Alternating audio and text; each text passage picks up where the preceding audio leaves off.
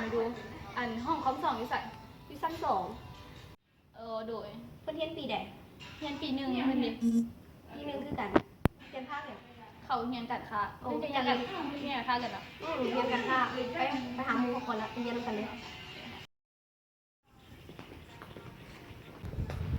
มาไม่ใช่นะ ลงโทรศัพท์ อันนี้มุกไม่หรอ เมนหาที่เห็นเมื่อกี้นี่ มาที่ใส่นั่งก็นั่ง เขาก็พูดกันเพิ่นนั่งกันไหมเพิ่นซื้อหยัง ซื้อคำเพลงเพิ่นไปซื้อเนี่ย เขาซื้อน้อย ทิปเขาซื้อยาซื้อลาบดู เพิ่นมาที่แขก มาเด้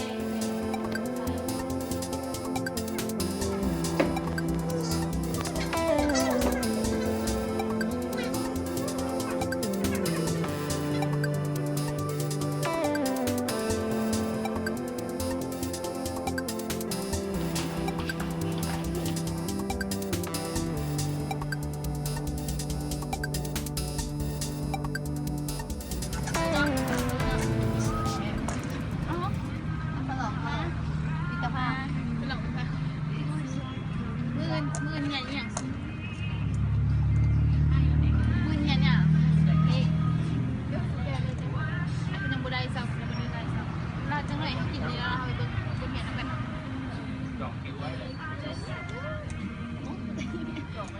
ได้ค่ะคือกับบุได้ตั้งใจเนี่ยนะ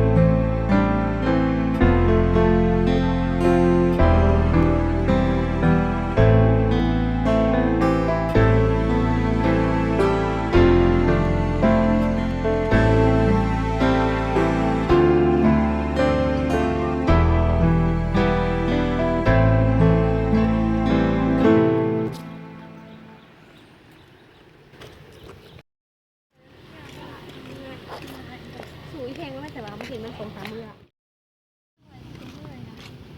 เอาสูนั้นแพงกว่ามันบ่มาเล่นของเขาหลายมือพยายามหาไปไปหาที่เป็นอย่าง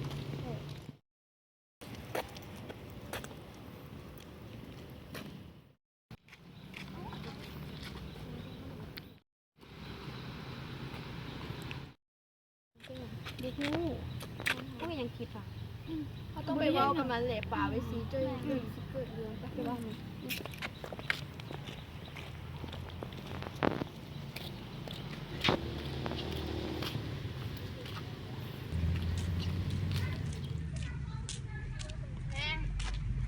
แพงเป็นอย่างแพง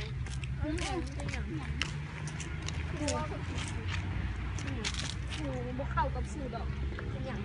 กูมีเงินฐานะครอบครัวกูกับบูมีกูลิ่น โอ้ยบ่เป็นอย่างบ่มีมันก็สิเป็นอย่างเฮาก็ดิ้นกันเฮาก็บ่ได้ มึงเบิ่งกระเป๋ากูค่าแล้วนี่ เ